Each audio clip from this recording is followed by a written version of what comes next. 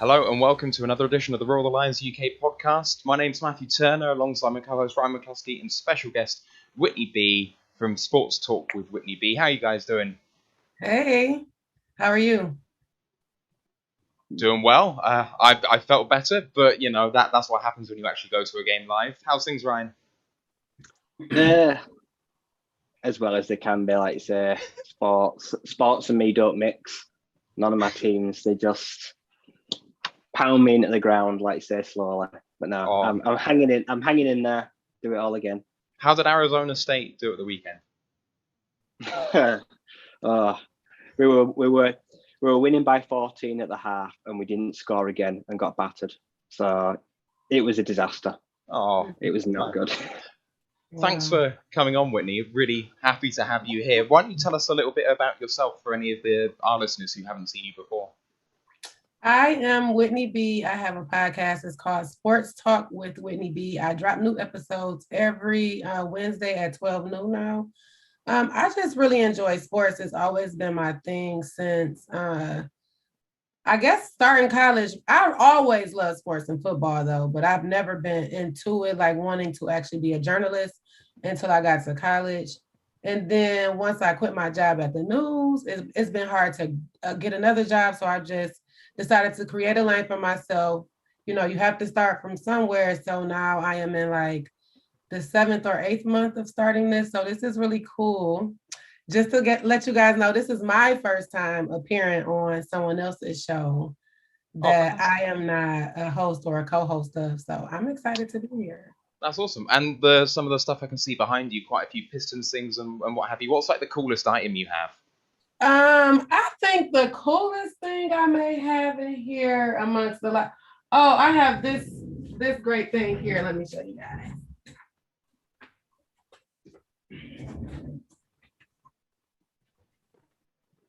Oh, I Yes, love Oh, that. that's cool. definitely throwback. So it's, I think this is sweet. I got a Shaquille O'Neal one. I have a couple of signed Pistons jerseys back here. It's some Lion stuff in this corner. I have some bobbleheads and sports, everything. This is where I do my podcast at. So I wanted to, you welcome me into your world. So I'm just doing the same thing here. I'd love to kit mine out, but it's also a home office here, so I don't have too much stuff. But just for you guys who are not watching on YouTube or on Twitch, but are on the audio pod, some figurines with Melo and LeBron on there that Whitney was showing us. That was really cool. Just everyone who is watching live at the moment, thank you so much for doing that on the audio pod. Love you guys too. If you can like, sub, do all that good stuff. It really helps us out. Don't forget to join our Discord channel. Lots of Lions chat going on through the day, on game day, but loads of chat about life and everything in between. So if you want to join that, DM us on Twitter. DMs are open, so just give it a shout. And we've got the College Football Podcast coming tomorrow, Ryan. What are you going to be covering? Like say Wednesday, we're going to be talking about guys in the draft because who to look out for. Looking at draft needs now, the NFL transfer deadline, like say for trades, is closing. So we're going to be looking at eventually doing a full round mock within the next week or two. But also we're looking at bowl games, and we're going to start to look at the AP poll. Like say, 'cause in a couple of weeks, the college playoff committee will begin their discussing, and things have really mixed up. Like say, and the rises and the fallers, because some players that were in contention for the Lions have probably disappeared off the face of the earth. So we are going to be going into the Bengals game in just a moment, but just want to take a small moment to talk about the London games. So Dolphins Jags on Sunday to kick things off, 6:30 in the morning on the West Coast. If you're really keen, that was to watch a game. Very long day of football if you're on that West Coast. But actually a really terrific game. Not a lot of offense, but it was close all the way through. The Jags looked awful in the first half and somehow managed to snatch the win with the final seconds. I don't know what the Dolphins were playing at with 5 seconds left, allowing a really quick completion, a timeout, and the kick. But it was one. It was the loudest London game I've ever been to, and I've been to 10, maybe 10 to 12 of them, and it was electric. Jags obviously have been in London a lot, so they've got some vocal support. But the Dolphins have potentially got the biggest fan base in the UK, I'd say, Ryan, do you think? Or it must be close. They've got probably the oldest and longest going, because like I say, Bears and Dolphins have been around since like the 80s over here. But I think probably the Jags could rival that now, but that's just because of a new breed. Yeah. So last week when I went to the game, it wasn't quiet, but it was quiet compared to this week. They were getting really loud on second down, third down. Like, it's kind of how I imagine it's going to be when I get over to Ford Field, if slightly less. But, it was like an actual football game that had partisan support. It was great. So there was one thing which marred everything, and if you are from the UK and you did this, shame on you. But there were huge arrays of plastic cups being thrown at people, fan on fan kind of stuff. One person started doing it, and it turned into a rainstorm of these plastic cups. I hope they ban drinking in the stadium, much like they do for soccer, because you can't stand for it. But the guy who leads the Sky coverage for the NFL, his family were in the stadium. They were hit by several cups and had to leave. Like, I cannot express this enough, how disgusted I am at what happened with that. It really affected the enjoyment of the game for everyone who has an ounce of sense. So that was bad, but the game was fun. So that was good stuff. I would say to you guys, go and watch it on Game Pass if you haven't. That was good. Anyway, let's talk about the Bengals game. Ended up 34-11. And, I mean, we were behind the 8-ball early, 10-0 at the half. And, I mean, we just kept going backwards, and the defense held up, but how long do you expect them to do it for? Right. They got gassed. Whitney, what did you think, kind of generally speaking, about the game?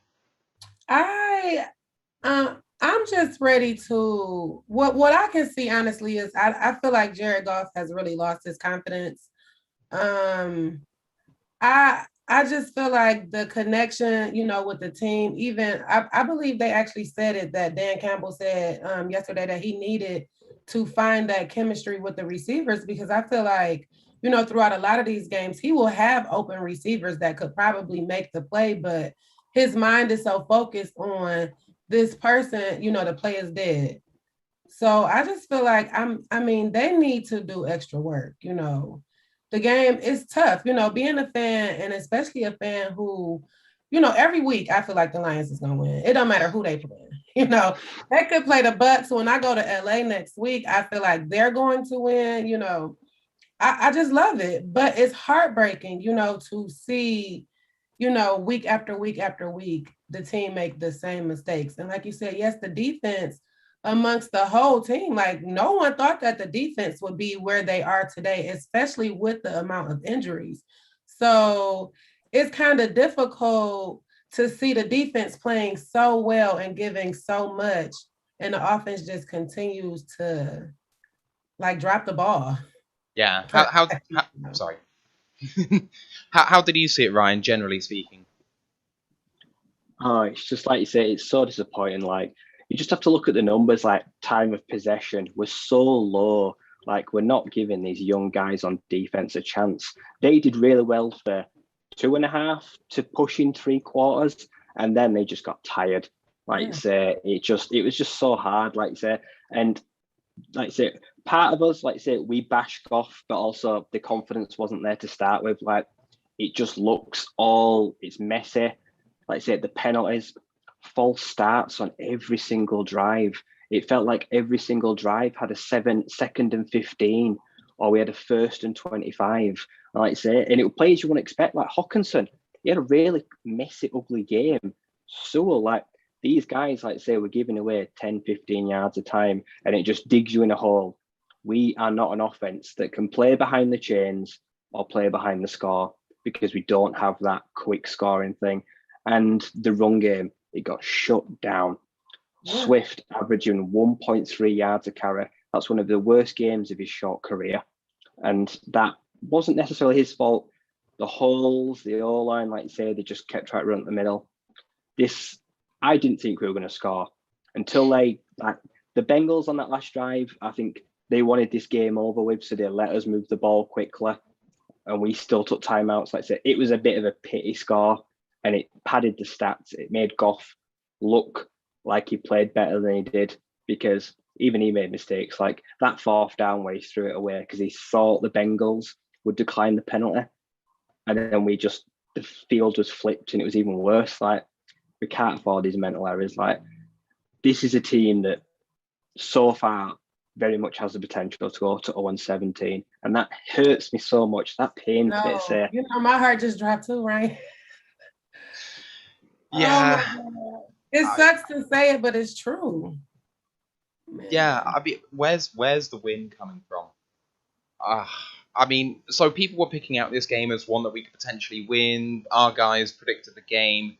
2 of us went for wins, 4 for losses. I mean, I picked the biggest loss out of all of them at 11 points, but that seems optimistic now, right? Oh my God. I mean, their receivers clearly had the matchups when they wanted them, and in crucial moments they delivered. So, Jerry Jacobs potentially was one of the best players on defense, but even he, when you put him one-on-one as a UDFA against the 5th overall pick, eventually that's going to burn you, right? So, end of the first half, there was that big throw down the right-hand sideline, and that came about because with 25 seconds left, we decided to run a safety blitz. Walker came down, didn't get home, left Jerry Jacobs one-on-one in man on the outside against Jamar Chase. I mean, there seemed to be, that doesn't appear to be a good idea with 25 seconds left. When they are 50, 60 yards to go, let's keep it in front of us.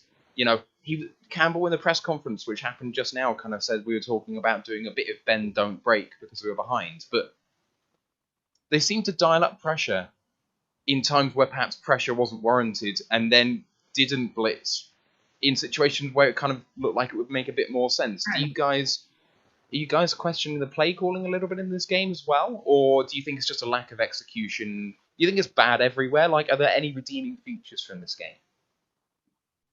You want to start, Ryan? Yeah, no, you totally agree. The play calling was questionable. Like you say, why would you blitz the safety with so few seconds to go in the half and then leave over the top of the field there? Like you say, if Walker stays deep, he won't take that shot. Or he'll take it, but at least he's got help over the top, the cornerback. Like, he put him on an island. Jacobs was, like I say, got beaten from the line of scrimmage. Like I say, we gave him a free, cheap, easy field goal. This was one of those games where it was just, I do question very much some of the play calling. Like you say, there were times where we would, like say, use Harris. We'd have him deep, trust him. Like, look at the play where he got bullied. Like, he was literally holding the complete end zone on his own. He came across, like say, he had a lead truck of Jamar Chase who buried him. Absolutely embarrassing. Like say, but it was one of those plays where it was another shot. It was just really poor at times. It just bothers me because there's times where we should be sending pressure, like when we're trying to win games and see them out and stop these. But like I say, when we weren't in the game, and then there was, like I say, receivers open, like offensively, the play calling was okay. Like we could go back to hundreds of players and we could circle at least 20 players where someone's open. But then someone made a comment on Twitter like, it's the play design, isn't it? If they're not his read, then he isn't going to go there and he won't look there. Oh. It was just a misfire on all generals.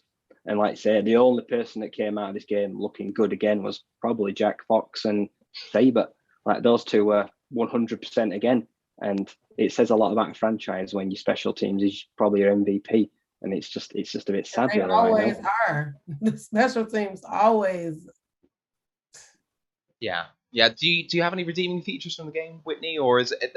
Have you seen something that Ryan is saying? As you guys said, like you guys, the play calling is like you said just a minute ago. Like the open receivers, Jared Goff, he doesn't see. I mean, I don't know. You can see it's the chemistry. The game, I'm sure, at London was way louder than Ford Field. Even from watching it on TV, like you could feel the chemistry there was quiet. Like the crowd wanted to get into it sometimes, but it was disappointing. Like the boos, like the calls, like even short yardage. If it's not broke, don't fix it, right? Where was Jamar Williams? You know, he have done well in all of the previous games. We need the short yardage. If they're stopping the run game here, let's try something else. And it's like, you know, as fans, if this is something we can call, you know, you get paid to do this.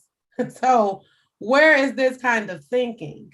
And it's like, okay, we saw Jamar Williams, you know, convert on the 4th and short. But where was he the rest of the game? Like, I feel like he could have got key yardage. You know, if the run game wasn't working for Swift, where was the short passes? Like the real blocking there, like the offensive line, it's almost like this was a whole new line today. I mean, Yeah. not today, yesterday, but it just sucks. It sucks, as a fan because what are we doing in practice? That's what I want to know. Yeah, I mean, the chemistry is the thing that worries me the most, because if there's something that was fairly consistent in the messaging in the offseason, it's that Goff went the extra mile compared to, say, someone like, I don't know, Matthew Stafford, who did do some off-season work, but was well known for not doing a huge amount of it compared to some other people in the league. And Goff came in early before he needed to, was running camps by himself with some of the receivers guys like off their own back. We were hearing talk about, him and Hawk are going to be the connection. It's going to be a really important thing, but he's, trying to get to know all the guys really well, and he's putting in the time. But you're not seeing it on the field. When you're absolutely right. It's like you've put in the time, so where is the execution? It doesn't look like you've done anything really. Like maybe you would have just been better rolling in and just seeing what happened. It's so disappointing. I'll just go through maybe a couple of the more notable things. You mentioned Jamar Williams. He obviously came into the game on the injury report because he was ill, I think, Thursday, Friday time. He missed some practice. Maybe that affected him a little bit, but he only had 4 carries on the game for 11 yards. Jared Goff, 28 of 42, 202, and an interception. He also ate a sack for 10 yards, which was a really, really awful sack to eat. Quarterback rating of 13.3, which is tasty. Tasty. Leading receiver, TJ Hawkinson, 8 on 11 for 74 yards. Other guys actually getting loads of receptions in there. So Swift had 5, Raymond had 6, Brown had 5. They were all contributing. But out of those guys, 1 tight end, 1 running back, 2 slot receivers. Who's on the outside? We've been saying about this as a problem before, but Ryan, you were saying before that apparently the Lions might be a buyer at the trade deadline for a slot receiver in Andy Isabella. Explain the logic to me, man. There is no logic, right? Let's be honest, we're not a passing offense. And like I say, we've got Kadarrell Hodge, we've got, let's say, Benson, we've got Cephas, who's now an IR. Like I say, you've got Swift, like I say, you've got Amon-Ra St. Brown, Khalif Raymond. These are guys that are all 5'9", 5'10", 5'11". They're fast. They work on the inside. Is that not Andy Isabella? Tyrell Williams, like I say, he's not coming back this year. He won't play a game further as a Lion. I think his concussion is done for the year. We do not have a guy like Jones Jr. Look at the work he did with those contested catches on the outside. We're not a team that even looks past the first down marker unless it's an incompletion.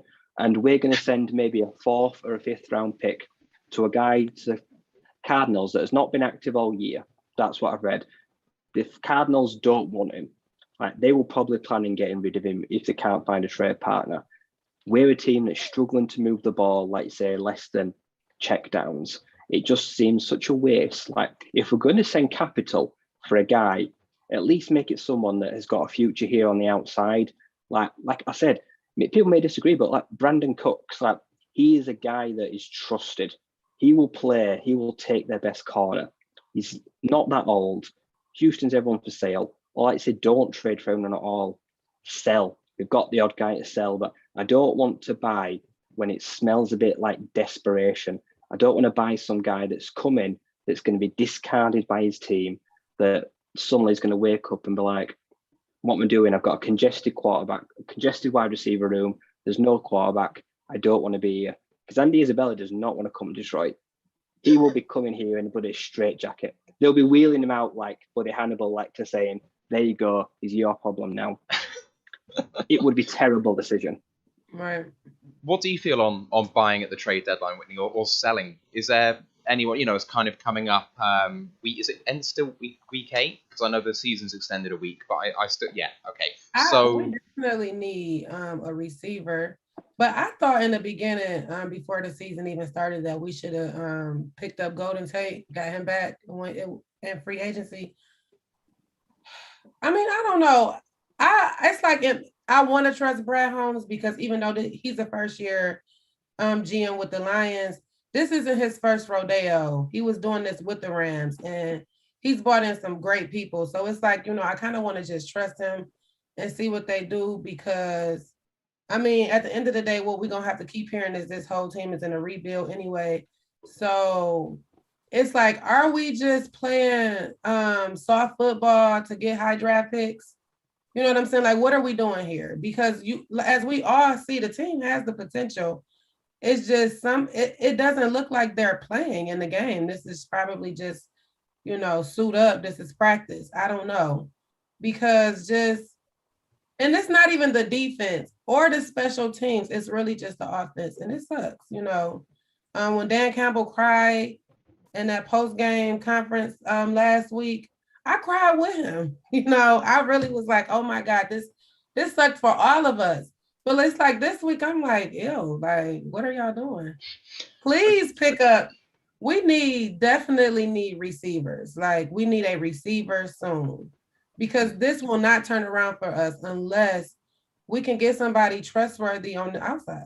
It's not. I can't see it getting any better.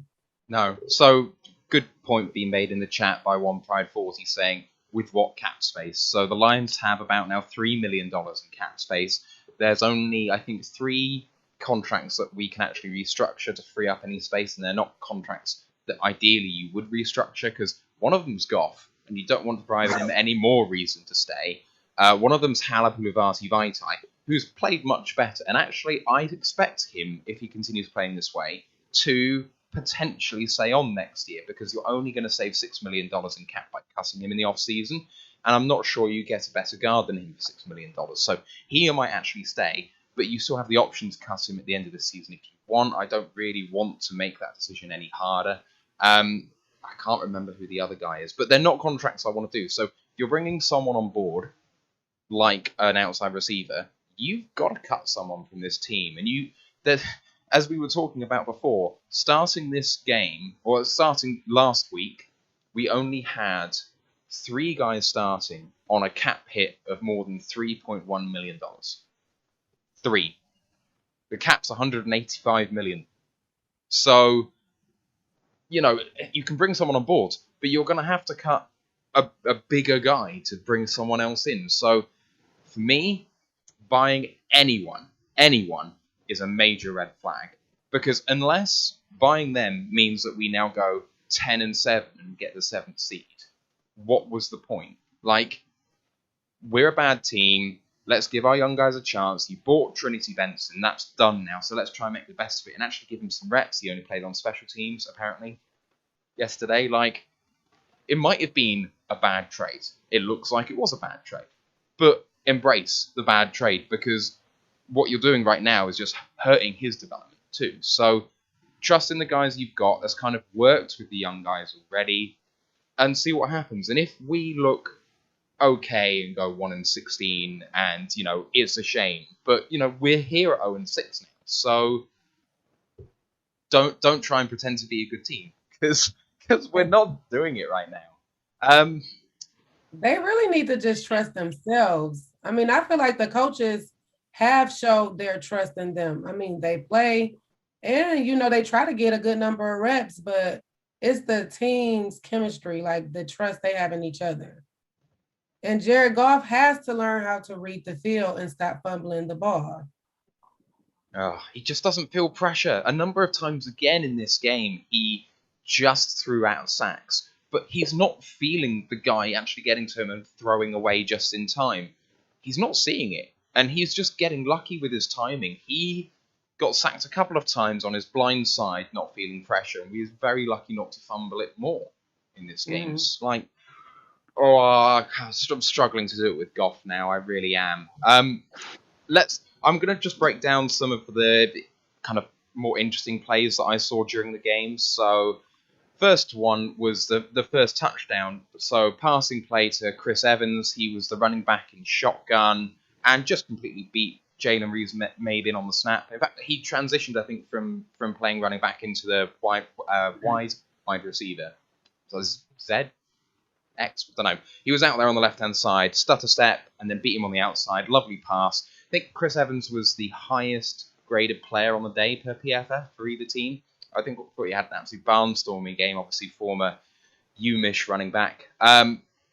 We also had the interception by Armani, so that was really good. You know, we got them behind the chains. I think it was 3rd and 20. Tried to force it, got deflected up. Nice catch. Completely ruined by Tracy Walker. Unfortunately, like taunting. Like, we don't need to make this harder for ourselves. And taunting is the worst because whatever you think about the taunting rule, no one's pretending that they don't actually know what the rule is now and how they're calling it. So don't give them the chance, right? You make a good play, you want to celebrate, make sure there's no one in front of you who's from the opposition team. Like, this is not hard now. I know you play the game and you're really excited about it and you're hyped up, but you know what the rule is. So just don't do that. And actually setting them back that further 15 led to the takeaway because, you know, you're hurting yourself a little bit. Goff ate that sack that I spoke about where he was trying to run out of pressure, and it's like, you don't have the wheels to do that. And then on 2nd and 20, really nice pass by Goff, actually, up the seam to Hock. Hock caught it, and as he's falling down to the ground, it's ripped out of his hands. It was called a catch on the field, and then ruled an interception on replay after a good challenge. Logan Wilson, fantastic heads-up play by him, but actually one of the few passes that Goff had that was actually legitimately good. But the next possession for the Lions, we were driving. It was 3rd and 1, and we actually ran it successfully on a short yardage situation. So well done, Lions. We actually took some advice, weren't passing on short yardage situations, and that worked a couple of times in this game. But there was a missed touchdown on this particular drive, so they ran it really quickly with tempo. Hock lined up as a running back in shotgun, and then ran a wheel route with a pick play. And he's just open downfield. Now, with Hock's speed, it may not have been a touchdown, but it would have been significant yards. And with his, you know, big frame, he might have forced his way in. So, you know, potentially we're missing 6 because Goff can't do that. And then throwing the ball away, Ryan, as you said, on that 4th down, he saw the hold. You know, he said, I saw the hold and I just knew that we were dead at that point, so I threw it away. And it's like, okay, but if you complete the pass and they accept the holding call, at least you get the 4th down back so you can punt it. Like, come on, man. Like, you've played the game for 5 years by now. And you played the game in college before that and in high school before that. You know how the shit works. I can't even. Julian had a lovely sack on the next defensive possession. Totally untouched from the left edge. That was really nice to see. We then ran it on 4th and inches on our next possession from our own 26. Handed off to Jamar Williams as a fullback to do that. Following that series, Goff was under heavy pressure in the blitz. One-on-one coverage everywhere. I think it was a cover 0 blitz. So if Goff can just deliver a nice little floated pass, leading the receiver downfield, which is what he's apparently good at, then, you know, potentially that's another 6. You know, we had opportunities here. Now, no one was open in that play, but give your guys a chance. And he just wasn't doing that. Jerry Jacobs forced a fumble, and I thought he had a really good day. Looked like we had a chance to get that back, but Mixon recovered his own fumble. What else did we have? Didn't really pick out too much more. Second half was just, Flowers got beaten in coverage as an outside linebacker. Ryan has waxed lyrical about his hate for Trey Flowers, and he was limping after that play and looked like he was kind of limping all day, possibly with like a hamstring injury maybe. But if you've got a hammy, don't play. We've got edge players. Austin Bryant legitimately looked pretty good in this game. He also got a sack, I think. Yeah, he got a sack, and it was really nice down in the red zone. And then there was a touchdown to CJ Azuma against Dean Marlowe. Good coverage by Dean, actually, and just a great pass by Burrow. Those were some of the more notable plays that I haven't already mentioned. So there was the chase one down the sideline and what have you. But what stands out to you guys there about like kind of those crucial moments? Ryan, you mentioned obviously that we had a flag every blooming possession. It was like whenever it got important, we were the opposite of clutch. Yeah, like you say, it just killed us. Like I said yesterday, like that unsportsmanlike, that changes that drive. We got the interception at like the 24. Next thing you know, they're all running to the pylon to take their photo and be silly. And then next minute, we're starting to drive at like the 39.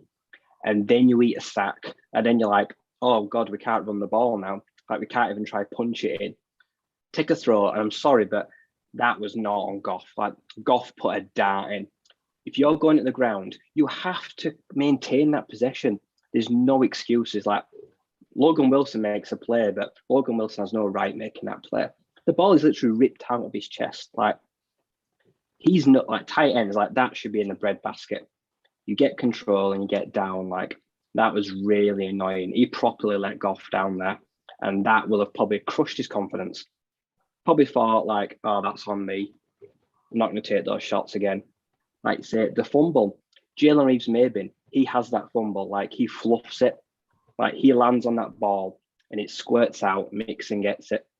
That's 2 maybe touchdowns left on the field. So that's 12 points potentially gone. Like say that we just won't see again. It's just plays like that just really, really kill you. Like say players like say where we've got Hawkinson at fullback. We've got Jalen. We've got say Williams at fullback. We have a fullback. We only paid 2%. What is the point in having Jason Kabinda? Like, I love the guy. We know him. But if you're not going to play him, don't pay him. Move him on. I just genuinely think like it's taken up a roster spot that right now is not worth the value. And there's just very questionable things on these players. Like say that cover zero blitz where you know you're in a pressure where they're going to probably send the house. You're going to have shots to take deep field. Like if you're going to dunk one in or just at least if you're going to throw it too far, lead someone, give someone a chance. But no, like say, he didn't have it in him. He just didn't have the confidence to just dunk it off. You don't feel pressure, like you say. You can say what you want about the O-line. There's only so long they can maintain a block. And when they're going to get caught for holding and have to let go, he has got to realise that someone is coming behind him. And he was so lucky again on one of those sacks where I heard the commentator praise him for his ball security. And I just thought, you shouldn't be praising him for that. Like just because he got drilled to the floor and he hung onto the ball, like, oh, what did he do? He did his job. Yeah. What did you think of some of those crucial plays, Whitney? I mean, there were some other crucial plays that I didn't mention. Derek Barnes had a PBU in the end zone to save a touchdown. That was really good. There were some plays that went our way, but the majority of them, the Bengals came up trumps. I feel like we would just be killing ourselves on this live right now, going over the same things. Like I saw what you guys saw. It's heartbreaking when you can see where, you know, they need to improve or where they could improve and did something better. But I mean, hopefully they watch this film and they learn from these things and just bring something better. Like who wants to set the record to be the first team in NFL history to go 0-17? Like this is not it. And we can all see where things can be improved. Like you said, when Hawkinson didn't come down with the ball, I was so hurt when it was turned over. Then I said, look, we just got our own turnover and then turned it right back over. And it's like, it's just key things like the taunting call. Like the Lions really beat themselves with penalties. You know, we'll have really good games and the officials will not be on our side. And it's like, we know these things, you know, and it's like, why do, you know, the team continues to go out here, the coaching staff continue to go out here and make the same mistakes, you know. I don't know. Yeah, I mean, it's not even like the Bengals didn't have their share of like flags going against them. So I counted at least 2 big first downs that they converted that were called back for holding penalties and stuff like that. So it's not like it was all one way on the crucial plays where they were doing it, but they just got up and delivered again. So one of the things I wanted to mention is the Lions apparently have one of the best third down defenses in the league, and we really have shown up this season in that respect. But yesterday they were 8 for 15. Like we couldn't get off the field, and that's reflected in the time of possession, right? The Bengals had it for I think 36 minutes, and the Lions 24. Like when they have 3 minutes of possession for every 2 that you have, your defense gets gas and your offense doesn't have time to score. And that's because they shut down the one function of the game we actually do well, which is run the ball. So, if you wanted to pick out ways the Lions are going to win this game, the Lions did not deliver on pretty much every aspect of that. And yet the defense comes out looking pretty good, especially some of these young guys. Barnes, Parker, Jerry Jacobs. I know Parker had the DPI late, but, oh well, I thought he had a good game. Bullshit, that DPI. It was all, he jumped up when he saw his hands there and he made a play at the ball. Like, he didn't even touch the defender. I know as a defensive back, you react when the receiver reacts. He didn't have to look back at the ball. You don't have to if you're trying to play the ball. He went to go get it. Like, that is not pass interference. Like, but like you say, there weren't actually that many questionable calls, so it's not even worth complaining about. And I also said one of the keys to winning this game was getting rid of the Burrow. But then Brandon Allen came in and just made us look like chumps even more, putting together a clinical drive. Yeah, Brandon Allen threw one pass, one completion, 7 yards and a touchdown, and a quarterback rating of almost 100. Like, that's fun, isn't it? Like, in one pass, he did more than Goff did, which is really frustrating. Like, we were actually still trying to compete. It's not like the Lions ever gave up in this game to a fault, right? So we scored to go 24 points behind at some point. I think they scored a touchdown again after that. But, we were trying, we had 2 onside kicks, we had taken timeouts when the game was done. Did you guys feel like they were trying too hard to be like, we're never giving up when the game was clearly done? Or do you think that even if the game is not over yet, you're not walking off the field with the L quite yet, that you should always be competing for this? Or does part of you just kind of go, we've had enough injuries so far this season, and let's just get out of here, say it was a bad game, and try and recoup for next week? Like, I don't know. I'm so conflicted on it. The game was lost. I genuinely think if that was an away game, I'd have been surprised if it had gone for 2 onside kicks and almost, like, say, shed more points, because special teams gets injuries. You can very easily get a bad injury on, like, go for an onside kick. I think they did that for the fans. I genuinely think because we, like, say, like, the crowd, like, say, they had to look like they weren't ready to give up. And also, I suppose, like, the media, they knew what the media would have said. If we'd have just folded up, if we'd have just packed up at, like, after 3 quarters, like, say, and just stopped trying, like, say, kept trying to run the ball, just run out that clock at the end, like, say, not even put points on the board, like, there'd have been such a huge backlash. Like, it brings the question, like you say, should David Blau have ever entered the game? Like I say, a lot of people were calling for him. If they clearly weren't giving up, like say, and it was for Goff's confidence. Like, the moment they sit him, like, you're basically going to crush his entire spirit. But I'm at the point now where if we're going to even consider trading for a wide receiver, like, that means, like, we're probably going to have to take some shots. And we saw, like, Blau isn't afraid. He can't be worse, but the ceiling's not necessarily any better. Like I say, we can probably still lose as many games. We might just lose them in a closer margin or look a little better. I don't think things are going to change, but from what I want to see from Cowboys, I want to see them at least entertain the option. Goff right now, I want him to fear for his starting job. At least give him a little kick up the arse, because right now he seems a bit cushy. He thinks he's a bit too safe, and that irritates me. What would you change, Whitney? I said last week that we should play Blau. So I agree. I agree totally with that.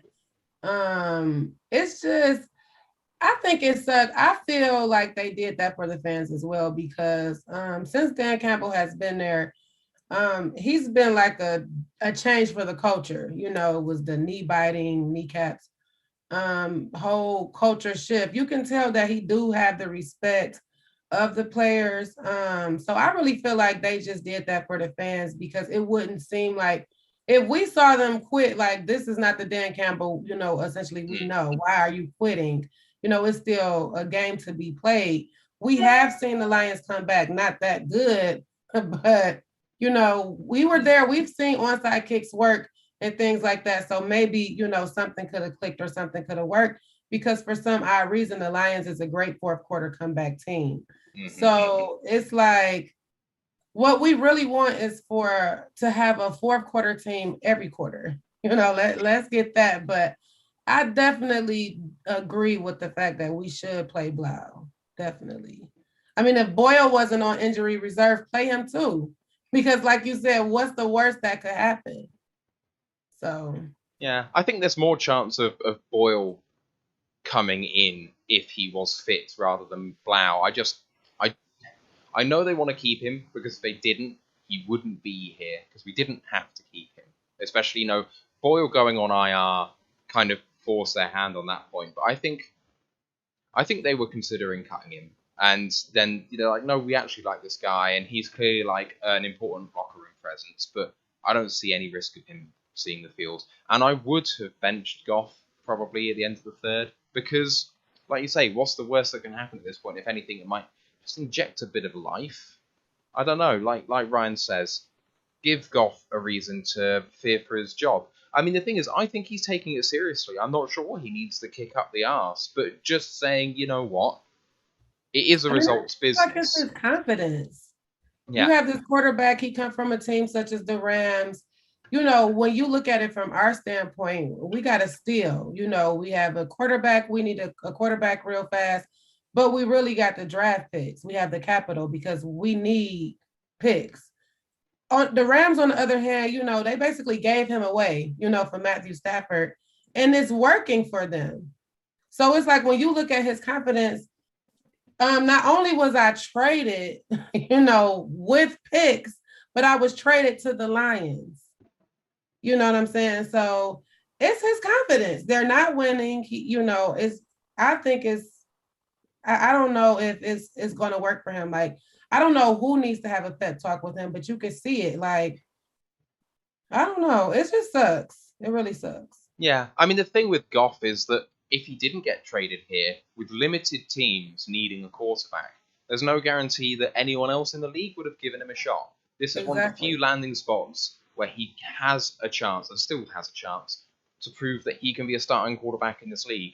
But the number of fans willing to do that that's not happening. He was traded here for draft picks. I think if Goff isn't smart, he should know. It wasn't that, yes, we did need this quarterback right here, but no one's really excited for Jared Goff. You know what I'm saying? It was the draft picks. So he should have been stepped up. This is right where he needs to know, you know, if you really want to start, you really want to get this playing time, you have to prove it.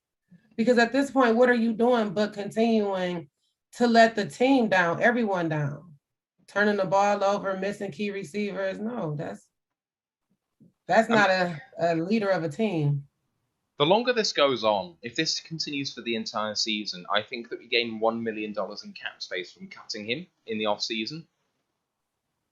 And I never thought that would be a consideration, because even as a veteran backup mentoring a quarterback being drafted this offseason, which I don't think will happen, but it might, I thought that he'd be, you know, that veteran presence helping that guy through. But part of me just thinks, no, I don't know. I'm not sure I want him. Yeah. The longer this goes on, it's so hurtful. I tweeted something a little mean yesterday, and I feel bad for it, but I said, like you say, if Jared Goff continues how he's going, where's his future? No one wants him. I joked saying he'll be washing dishes somewhere after the Lions are done with him. Who wants Jared Goff after us? Like I say, does he have the pride to be a backup? Will he take the money to be a lesser to be a backup? No, he won't. Is anyone going to take a chance on him being a starter? Probably hell no. Like, the dude is playing for his future. We're just an interview. He's got no future here. Like, we're his stepping stone. And he doesn't look like he quite grasps that yet. Like, and I'm not being funny, we've got a gunslinger on the practice squad. We've been protecting Steven Montez from Colorado every week this season. But Goff, for some reason, just, like say, he says, like, what was it saying? I'm going to stop the gut punches. He said that a few weeks ago, and we've not seen it. Like, he don't understand what this means to us. And we're such a cynical fan base. Like, some of us can be really toxic. And I've been super critical on the guy, but he just don't help himself. Like it just does not look good. Like say sometimes when he looks on the field, he just looks dejected. How can he blame anyone else telling him not to drop their head when he walks around with his chin on his chest sometimes? Like he just looks unhappy to be here because he kind of knows we didn't want him, and that's not his fault. Right. Yeah. I don't know, just... I had a point I was going to raise about him. Shall I say it anyway? It's depressing to me to watch him go like that. The thing that I really don't like about him is that this front office, this coaching staff have come in with the idea that they're not going to give you the coach speak. Dan Campbell said it straight up in his first press conference. You don't want to hear that shit. I'm going to tell you how it is. And Campbell, to his credit, has absolutely stuck to that task. But Jared Goff has not. He has come from a polished, media-friendly area in LA where you've got to be, he's got to be on his game. He'll have been coached within an inch of his life to give a good interview. And he's saying exactly what's expected of him in his position. But it's so disingenuous. Like, oh, I've got to play better, I've got to help the guys better. It sounds like Matt Patricia is in the building, but he's at quarterback. It's scripted. It feels scripted, doesn't it? Like he's reading off a sheet or something. Like Matt Patricia's holding a cue card, pointing a gun at him. Oh, Wow. the ghost of Patricia's still here. Are you guys questioning Campbell yet, or is it a premature thing? Because there's a lot of chat on Twitter about it, on Facebook, and I know what Facebook is like for football takes. It's a horrible, horrible place that you don't want to go. But is the manner in which we are losing starting to become worrying, at least in some of these games, for Campbell's sake, or not really? I wouldn't say so. If this was his second coaching year, okay, we can have this conversation. But this, he's a first-year head coach. We can't take what he did in Miami. This is his team.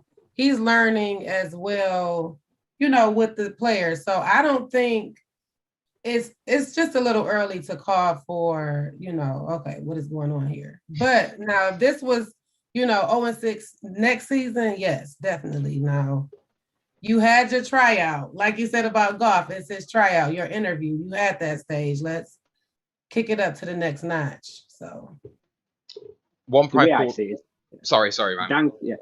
Dan Campbell, like you say, Brad Holmes, they inherited a shit show. They have got all the crap from Patricia and, like you say, Bob Quinn, all these horrible, stinking contracts. Dan Campbell's already told Jamie Collins to piss off and pack his bags. He took a ballsy decision.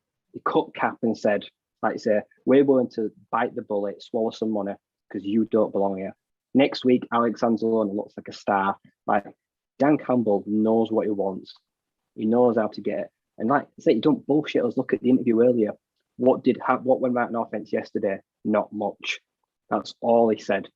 And I respect that because Matt Patricia would have spun out 2 minutes of bullshit and then still lied to us, like barefaced. Like, at least he's honest, like I say, and he shows emotion. He's aggressive. At least, like I say, we went for the odd fourth down again. Like, that's the stuff I want to see. Last week when we got closer to winning, I didn't like it because we were too conservative. Okay, well, we were losing heavily, but at least he's sticking to his guns. We're going to go for it. And like I say, anyone questioning Brad Holmes is an idiot. Let's say this. McNeil, great yesterday. The rookies, the undrafted free agents. These aren't the old regime's players. These are new players. These are players we've never heard of. We didn't hear of half of these guys. They didn't plan them to play them. They didn't want to play them. Injuries have happened, and here they are. And these kids are holding their own. Like I said, if just 1 or 2 of them sticks around for a few years, that's because of Brad Holmes.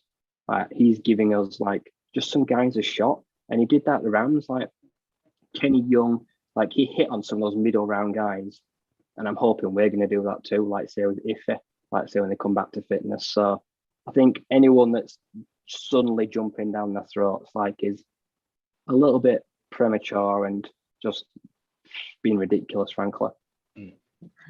Just got a first-time chat from a viewer, Matthew Staffer, on Twitch, and thank you for joining us, man. Appreciate your time. He says, on the Pride of Detroit podcast the other day, someone said that they wouldn't be surprised to see a quarterback controversy after the bye week when Tim Boyle may return. When it came to the preseason, there was a lot of argument about which guy was going to win the QB2 role, and obviously Tim Boyle won that job, I think. But he was brought in by this administration, so, maybe that's not the most surprising thing. But given a straight choice between the two, do you guys have a preference between them? If we were to start someone else and just write Goff off, I don't think that's likely, but just say it happens. Who do you like out of them two? I honestly don't have a favorite between either one of them. In the preseason, Boyle had his time, Blau had his time. It wasn't like either one of them were consistent to me. Like, I didn't know. I was confused as to who they were going to keep, Boyle or Blau. So I was kind of happy that they kept them both because it wasn't like, okay, well, who would be the great consistent backup? So in my opinion, I feel like he should put Blau in now because he's healthy. He's the one that can go out there. Let Boyle come in when it's his time, and let's see who's going to win us these games. I agree. Like I say, for me, it don't matter because whichever one you put in, they're going to play a game like they're playing for the rest of their lives. Like this is going to be the most important game they ever play because if they do well, who knows? They may just very well start the next game. Like I say, they're going to play like their lives depend on it. And because potentially both their careers do, like I say, that it's going to be very heated. Like I say, you could give them both very well a half. Come out of the bye, whatever happens, Blau gets a half. Boyle, if he's healthy, get rid of someone off a practice squad, bring him in, give him a half. Like I say, what's the worst that could happen? Like I say, you just give 2 interviews to 2 guys. If it don't go well, that's fine. We're just back to status quo. Right. Yeah, I mean, Blau kind of made a bit of a believer out of me when he played, I think it was 2019 that Stafford was injured for at least half the season. And Blau went winless in that stretch. But I didn't think he I didn't think he looked out of his depth at that point. Like, he looked like he was a career backup who was competent. Like, I feel like his career arc might be a sort of Colt McCoy style journeyman. Like he'll go somewhere, and if you need him for a game, he's going to be fine, and he might deliver you a win if the team around him's good enough. So I'd love to give Blau a shot because I'm a believer. Boyle, he had one really bad preseason game to start. I think everyone was crying about the fact that we haven't seen this big arm that all the Green Bay guys said he had, and then he came out swinging the next game or two and looked okay. So I'm with Ryan. I don't really care either one. If that scenario happens, I don't see it happening. I think Goff's going to start the rest of the year because I think this front office is going to feel like they're married to that choice at least for this season. I don't know about next. We'll see. If we draft a quarterback, obviously, is very much in question. But there we go. But we're not out on Brad Holmes yet, I guess. Let's have a look at the PFF grades. And I know that people slam on PFF, but Ryan was saying about the young guys having a good game. If you have a look at the defenders who were rated positively, in order, was Derek Barnes, John Pennicini, Jerry Jacobs, Aleem McNeil, Austin Bryant, Charles Harris, Julian Okwara, Levi Onwuzurike. Those were the 8 guys who were graded positively in some varying degree.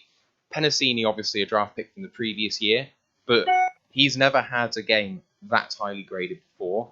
Austin Bryant has, not really had a healthy season, but he looks the business. And, that's got to be partially attributed to this defensive scheme and Aaron Glenn. Charles Harris looks like a world beater, and I have been pretty harsh on Harris when everyone else has been pretty high on him because he's getting the sacks, he's getting the pressures, but I didn't see it in the run game. But he held up well from his side. Julian obviously had his sack. He was injured all of last year, so I'm going to credit the coaching staff with bringing him on well. They brought him on slowly, given him time because he's still a raw guy. But he played well, and Levi as well, obviously still coming off his injury. But all of those guys are young or have massively improved this season.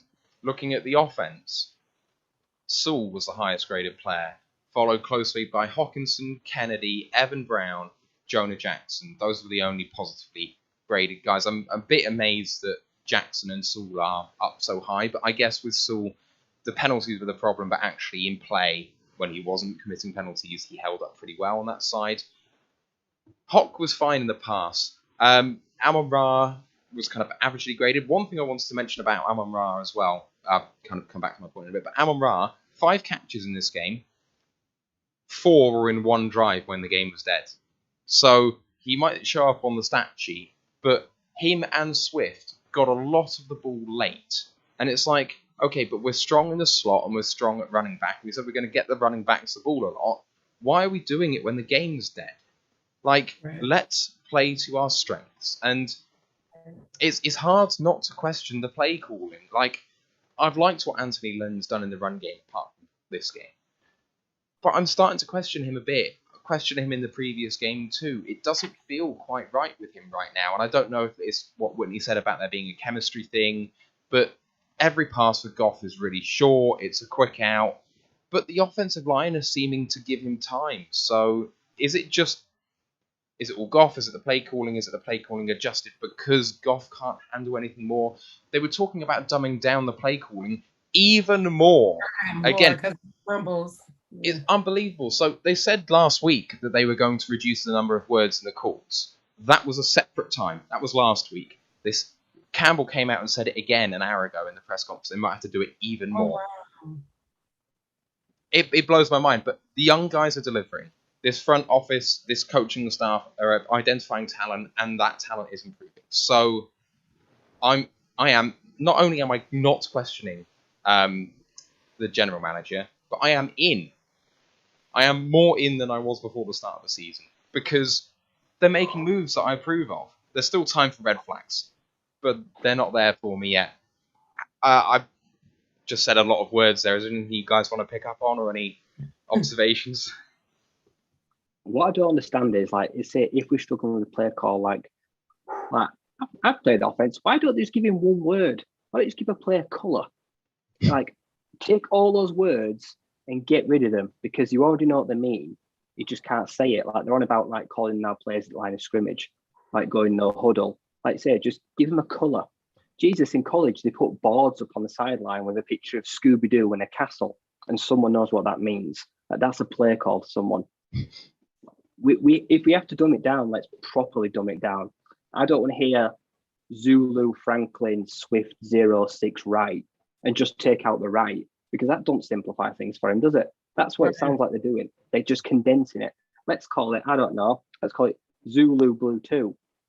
It means the same thing. Everyone knows it means the same thing. Just change the bloody name. Like, there's dumbing it down, and then I don't think they're dumbing it down for him. I don't think they're making it simple. I think they're making it simpler for them, but it's clearly not working for him.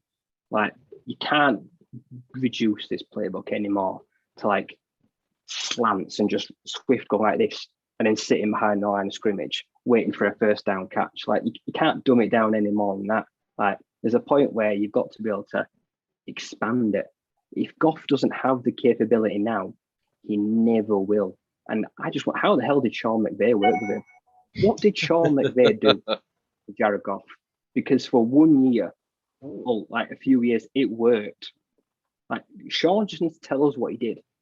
Okay, so that's an excellent point then. In this off-season, hopeful Lions fans, myself included, ventured the idea that Sean McVay was the one holding Jared Goff back because he didn't believe in him, so condensed everything down, and actually that didn't work for both parties, but might actually reflect badly on Sean McVay and what he was doing as a coach. You're now seeing what he's doing with Stafford, and you're seeing what Goff is doing here. Does it perhaps not only, but does it make Sean McVay look like an absolute genius more so than people thought before? Like, is it just totally the opposite? I would think so, because, I mean, look at the situation. Matthew Stafford is doing well. I've never actually had a problem with Sean McVay in their decisions over there because, you know, at the time when they let Jared Goff go, he was basically doing the same thing here, turning the ball over. They want to go back to the Super Bowl. So, and then Matthew Stafford was his good friend. So I felt like Matthew Stafford went over there, more complete line team. He built the chemistry that he needed to build, and look at where we're at with it. Jared Goff, like we've been saying the whole time, I believe he came over here without confidence anyway because of that situation, because essentially they just let him go. So I don't know. It kind of looks like it's actually the opposite for Matthew Stafford with me, because I did not think that Matthew Stafford would go over there and be as great as he is, but I have learned to put my own foot in my mouth. I mean, take it out when I put it in my mouth. So I just want to hear Jared Goff. Like, he's not going to say it, but if Jared Goff is thinking, shit, man, like, I don't know what I'm doing here. Like, the moment I left Sean McVay and things got confusing, like, I don't want to be here. Like, say, are we all wrong? Is Sean McVay, like you say, was he Jared Goff's? Like, say, was he sat in his head? Was he telling him what to do? Practically controlling the arm. Like I say, everyone gives McVay shit, but the evidence is there right now that McVay knew exactly what to do with Goff. He didn't have to make it a McDonald's colour by numbers playbook. He didn't have to make it for children. They had something that didn't have to be advanced, but it sure as hell worked. And Jesus, it's got Stafford playing like his MVP season that didn't happen. And he's very much in the hunt. Like, things look dynamic. And where is the input from Goff? Like I say, can you not just tell the coaches what used to work for him? Because I'm sure as hell they'll implement something. They'll put something in that works for him if he tells them. I love that, though. That's going to become a thing, colour by numbers offense. That is what this is. Dan on Twitch has just asked a question, which is, who do you think is doing the better job right now? Is it Aaron Glenn or is it Anthony Lynn? Or does Goff give Lynn a bit of a pass at this point? Who do you think is doing the better job? I'll say Glenn for sure. It's got to be Glenn, yeah. Yeah, cool. We're getting more. Like I said, we're doing better with pressure. Like I say, we have seen like times blitzing the safeties. Like I say, we're getting some safety blitzes. Like I say, so we're dialing things up. It looks better in the middle. It gets a bit ropey around the outsides, but it always has been. But in the middle, like you say, it's reasonably consistent. Teams aren't running through us. We're not getting bulldozed in the middle, right, which is a big A+ for us. But like I say, Anthony Lynn, other than today, the run game has been pretty good. The snap count for Swift and Williams before yesterday has worked nicely. They have moved the ball very much. But why they weren't throwing it to Swift, I won't know. But those two are probably earning their paychecks right now. Right. Aubrey Pleasant, though, has got a much bigger job on his hands. Do you not think that the performance of Jerry Jacobs is perhaps saying, though, that Pleasant is doing a good job in his role? I mean, okay, he got burned once over the top, but he had a very good game all told, especially up against that trio of wide receivers. No matter who was out there, he was always going to be on a hiding to nothing. And he only got burned when he had no safety help, and that's going to be hard for any cornerback in that situation. So does I just say, that Pleasant is doing... I mean, we were saying last week, and he didn't have the best game yesterday, but Tracy Walker suddenly looks like a world beater too. And, does that look good on Pleasant? Or do you think that's just because he's back at free safety? I think that's because Walker's back at free safety. What I'm going to say with Pleasant is you can't teach old dogs new tricks. And this is going to sound controversial. I don't like Amani Oruwariye. Those 3 interceptions, they do not paper over the cracks. They were spoon-fed to him. He gets these catches that are just there. He's in the right spot. They don't do anything for him. He is boom or bust. He will be crap again next week. He'll be crap the week after, or he'll get another interception. Suddenly 7th in the league in interceptions, but I'm not buying it. He's too inconsistent. He makes the same mistakes weekly. He doesn't seem to learn, and he's not a kid. He's not a rookie now. Like you say, he's like been around this league now 3 years. It's make or break. I'm not buying the turnovers that are enough to keep him here because he still consistently makes errors. And Pleasant can't fix him. I don't think, not maybe in a year or two, but has he got that long? His time is running out. Jerry's still out on Akuda.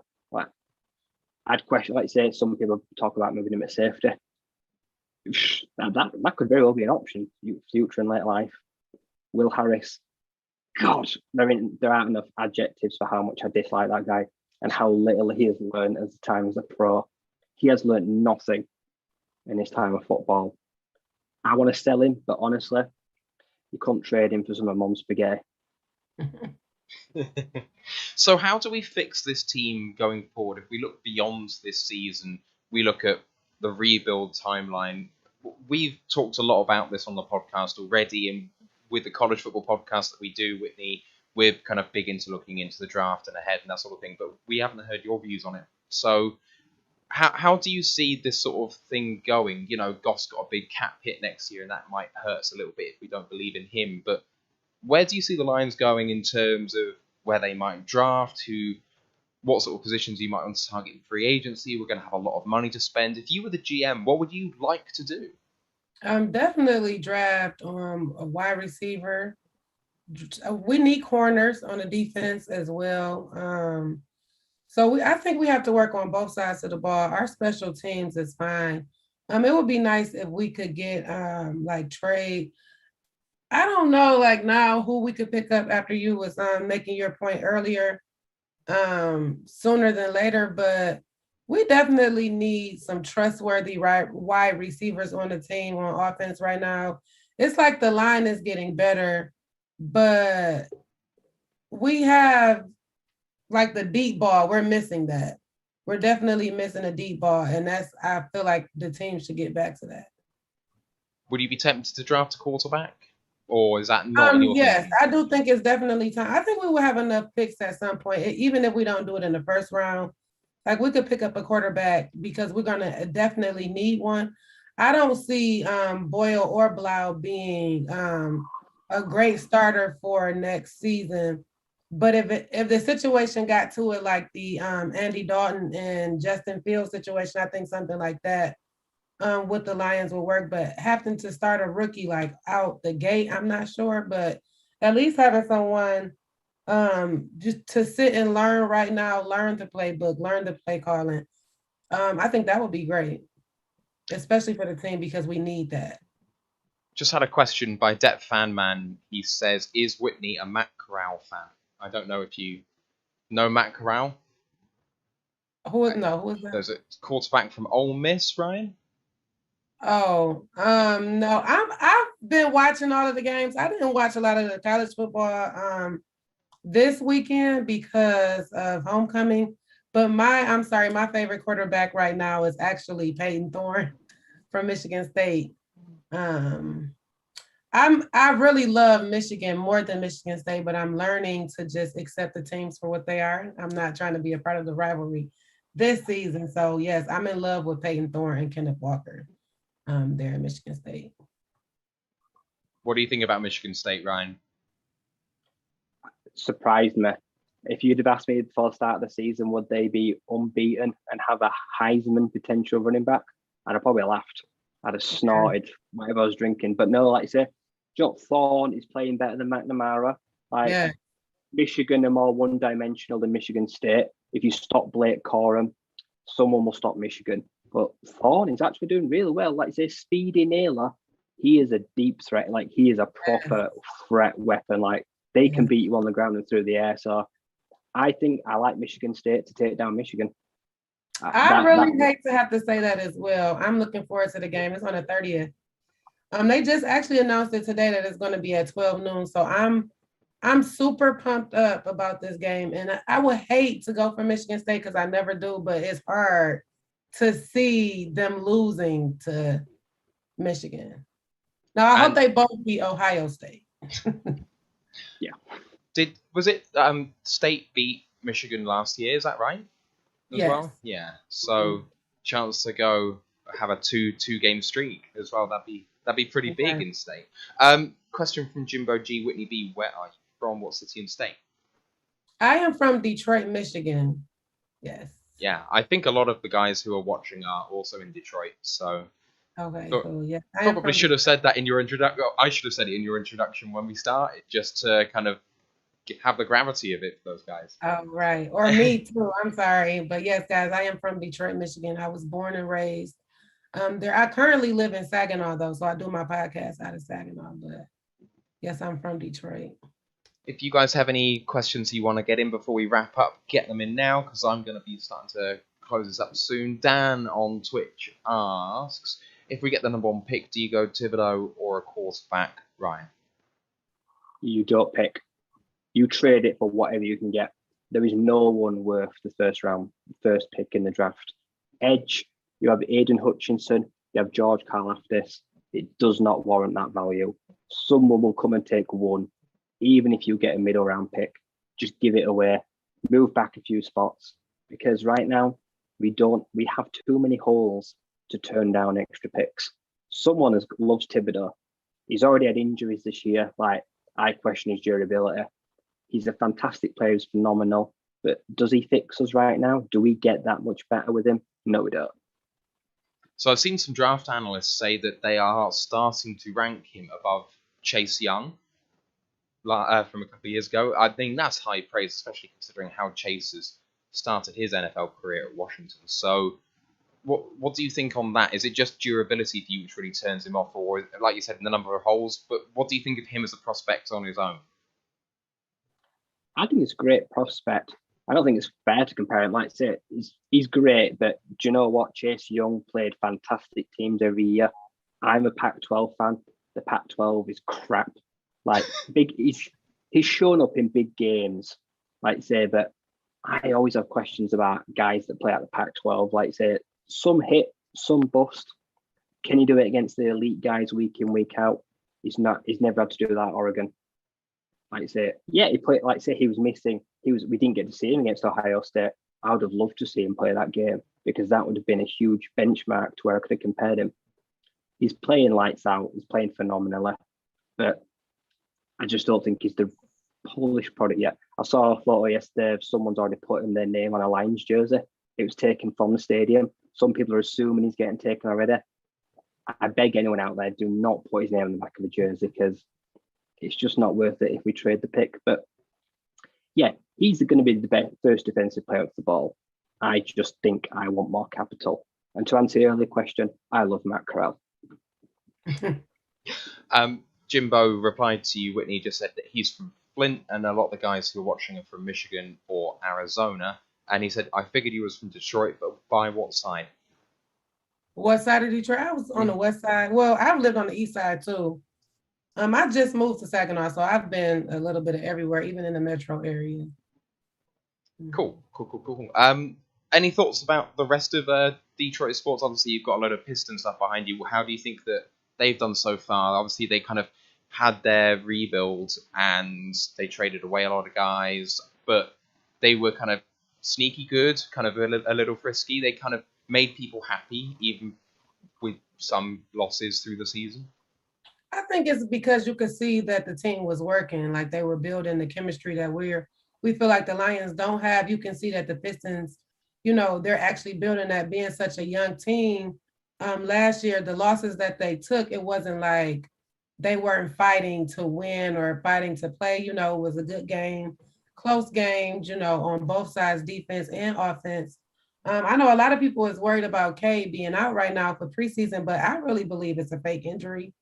I think that they're really making sure he don't get injured in the preseason so that he can be healthy and ready for when the season starts. And I think it's going to be good. It's tough competition in the East, but I think the Pistons have enough players to actually compete, and actually try to squeeze into the playoffs and hopefully, go all the way. I'm always going to hope that the teams here go all the way. So I think it's going to be a nice, great season. I can't wait to catch a couple of games. Pistons are giving guys some hope. I know that they're hoping that the Lions kind of follow that sort of trajectory, and I think it's kind of working, especially the young guys are the guys who are actually doing well so far. Debt Fan Man says, who does Ryan take number one overall if there are no trade offers and the clock is about to hit zeros?